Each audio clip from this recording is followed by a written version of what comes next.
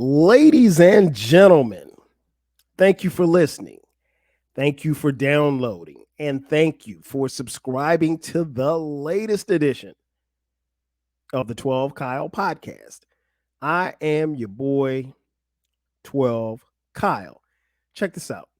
On this episode, we're going back. Um, how far are we going back? We're going back to 1988. And what I mean by that is, I was riding around the other day and a song came on, right? And I remembered the song from 1988. And then it kind of hit me like, what if I did a podcast where I could tell you where I was, maybe not necessarily where I was, but what I was doing and what I was listening to at a particular time. So it gave me the idea of to pick a particular year. And in this case, we're going to go back to 1988. I'll tell you where I was, how old I was, maybe some of the places that I went, and the music that I was listening to. So what I did was I narrowed it down to, and these are no particular order, 5 R&B tracks that I used to listen to, and 5 hip hop tracks. And that's not easy because 1988 was an incredible year for music. So yeah, this is one of the first series of what we call the In the Car series. So let's go back to the car.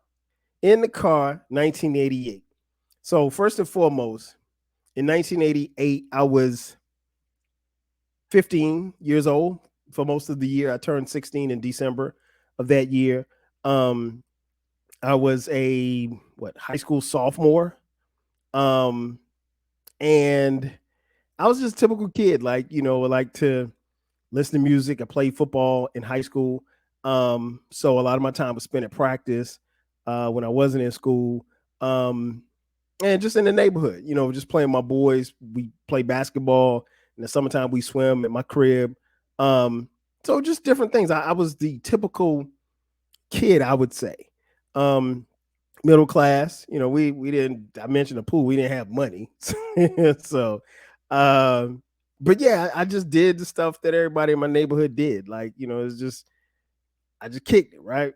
But I was a huge fan of music. As you can tell, I mean, if you've been listening to this podcast, you know how I feel about music in particular. It is very soothing to the soul. Nonetheless, in 1988, I was really, really ingrained into music. So let's start with the cover art.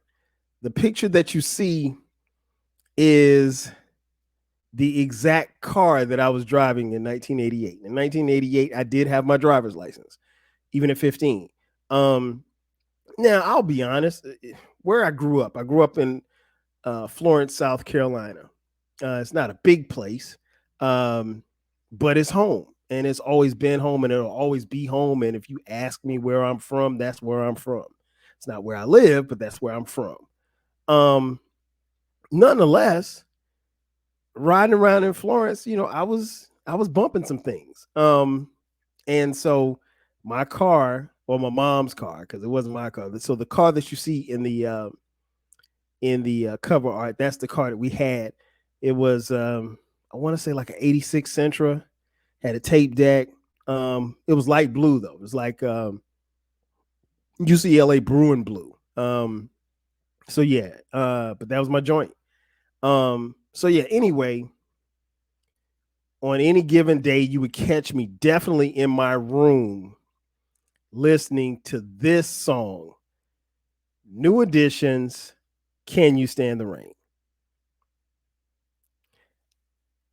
I think it goes without saying that like that's one of the best songs ever created. It was definitely one of the best songs of 1988, hands down to me. So yeah, you was gonna catch me listening to any the entire album, but Can You Stand the Rain still goes hard to this day. Honestly, we didn't know how it was gonna shake out because Bobby Brown had left the group, and so we didn't know. And I had heard of Johnny Gill, but I didn't know Johnny Gill could sing like that, So, yeah, Can You Stand the Rain got a lot of play in my room. I was always surrounded by music, so like I always had my tape deck. I had my cassette player with me, or Walkman, if you will. Um, and I always had headphones. And so like I was in it, and I had music in the car. So like I was never not around music. Um, for those of you who weren't around in 1988, we didn't have the internet. We didn't have cell phones, so you couldn't just download your music on your phone. You had to physically have a copy of a tape or a CDs, but I couldn't afford CDs back then. Second song I used to bump a lot. I mentioned him just a few minutes ago. Bobby Brown, and the joint that I used to bump all the time was My Prerogative. Yeah, that's my joint. My Prerogative. Um, you know, Bobby did a lot with that album. He transformed himself and he catapulted himself to superstardom, I think.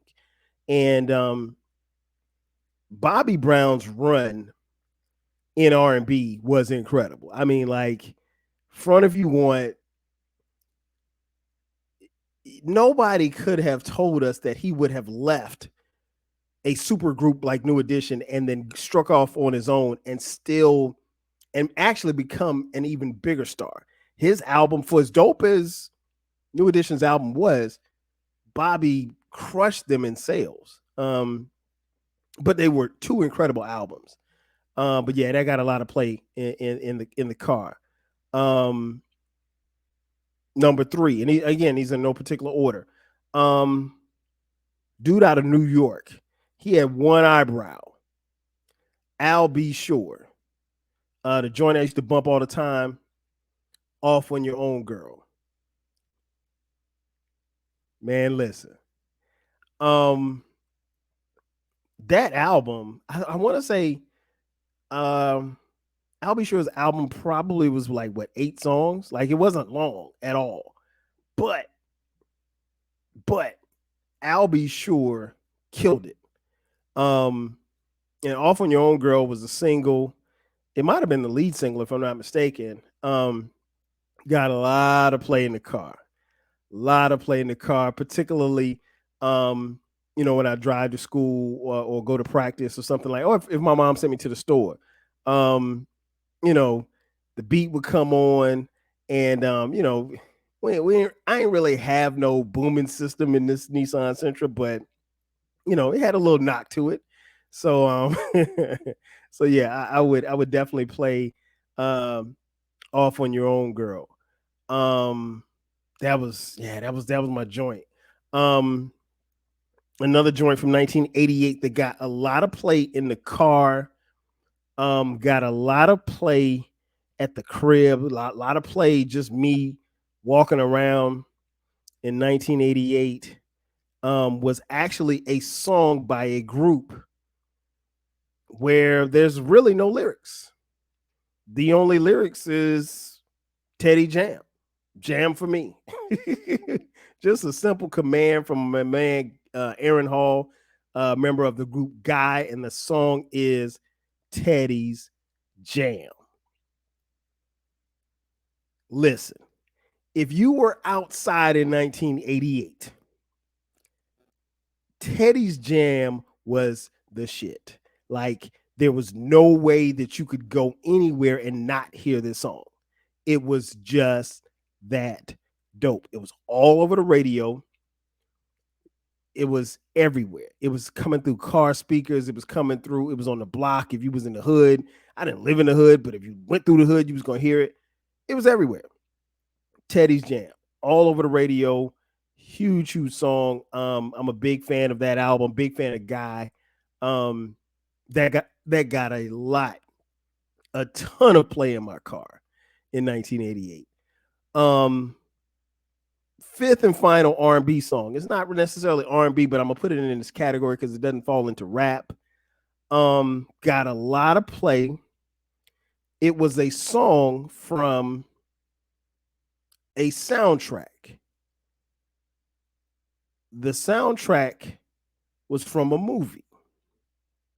The movie was called School Days. It was directed by Spike Lee. The song by a group called EU, and it's simply called The Butt.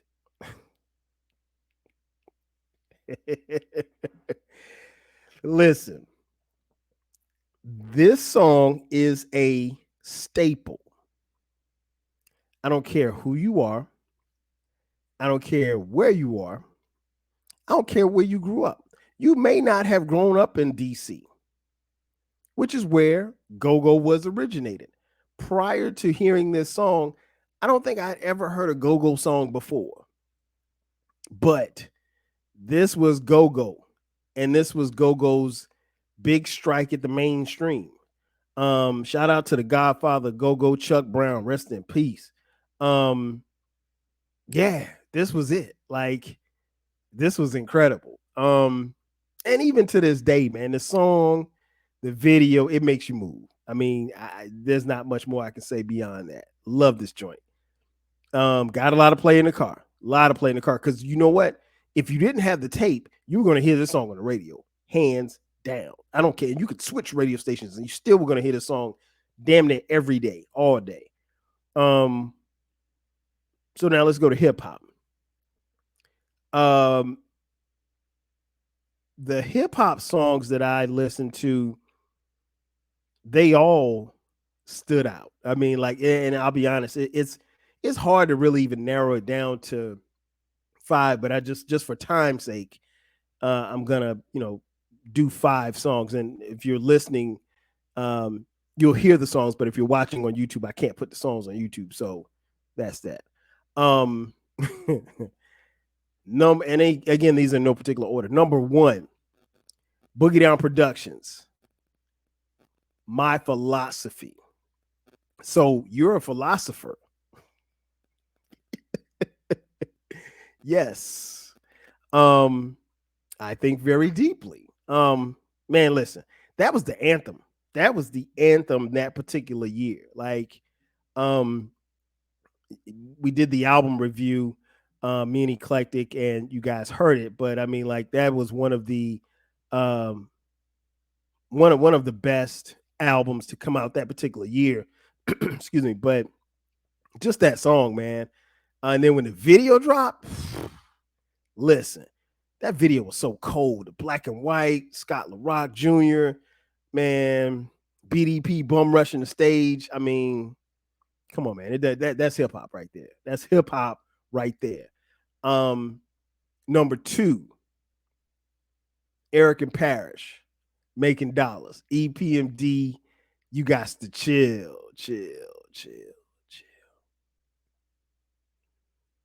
Whoo, listen. That one got a lot of play in the car because of the sound.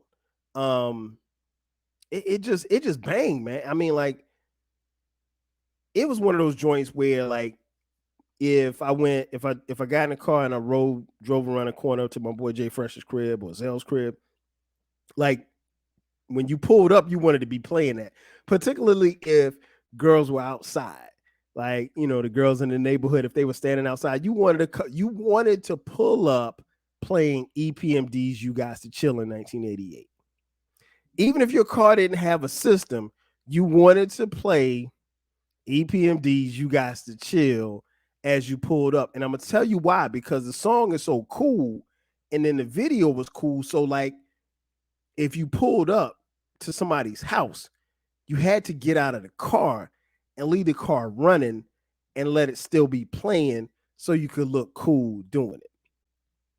That's what we did in 1988. At least that's what I did as a 15-year-old in 1988. What else? Another anthem from 1988 that got a lot of play in my car. Did an album review, me and Eclectic. Shout out to Public Enemy's Black Steel in the Hour of Chaos. Listen, I got a letter from the government the other day. I opened and read it, said they were suckers. Man, listen, That's my joint. Again, got a lot of play in the car. I remember like this particular song got a lot of play in my car in 1988 because sometimes I would just sit in the driveway in my crib and just listen to it and just listen to this album or the tape, if you will. Incredible. Still bumps to this day. I still get that feeling of 1988 when I hear it. Let's see, that's 3. Another anthem from 1988, particularly that summer, going into that fall. NWA, Fuck the Police. Man, listen. That song triggered us. And the reason why it triggered us is because, like, even though they were describing what they were going through in South Central LA, being racially profiled by the police, being harassed by the police, being beaten by the police, we didn't have that in Florence, South Carolina, but you did experience racial profiling. You did experience, being followed by the police. I never got pulled over by the police at that particular time when I was driving, but I do remember cops getting behind me and following me and riding behind me all the way until I got on my side of the town, from as opposed to the other side of town. And again, they didn't pull me over, but they did enough to traumatize me to make me think like they could pull me over. So yeah, that was our anthem, hands down. I mean, like that song, even back then in 1988, in my car resonated with me, still resonates to this day. And okay, so that's 4. 5, I probably go with, I'm just going off the top. What else got a lot of play? Arguably one of the dopest posse cuts ever in the history of hip hop. Marley Marl's The Symphony. I mean, that's dopeness personified right there. Dopeness personified. I mean, it doesn't get any better than those MCs going at it. Me and my boys, we still argue to this day about who had the best verse. But yeah, that was 88, man. That was 88. Again, I was a kid in Florence, South Carolina, 15, eventually turning 16 years old that particular year. In high school, I didn't do a lot of riding around, but the riding around that I did, because I mean, and when I say I didn't do a lot of riding around, I did, but like there's only been so many places you can go as a kid. I mean, like you can go to the mall, you can go to the movie theater, you can go to the skating rink. And so my hometown is a small place, so it's not like and you go to McDonald's and stuff like that. You can go to run errands and stuff. So I was at that stage where anytime I got a chance to get the keys, I was gone. So like, if my mom needed me to go to the store to get some sugar, I'd go, because that gave me a chance to get in the car and listen to music and just kind of vibe. And it's funny how those things you develop those habits back then. And honestly, they kind of still stick with you to this day. At least for me, they do. But yeah, that's it, man. Thank you for checking out this edition of the 12 Kyle podcast. Again, I'm your boy 12 Kyle. This has been a new installment, something we'll talk about from time to time in the car. This is In the Car 1988. Be sure to subscribe to this podcast. The podcast drops every Thursday at midnight. From time to time, we drop bonus episodes on Sundays at midnight. If you feel like contributing financially to the podcast, hit us up on Cash App, $TWELVEKYLE. Again, that's going to do it for me. I am your boy 12 Kyle. I'll catch you guys next time. 5 G's.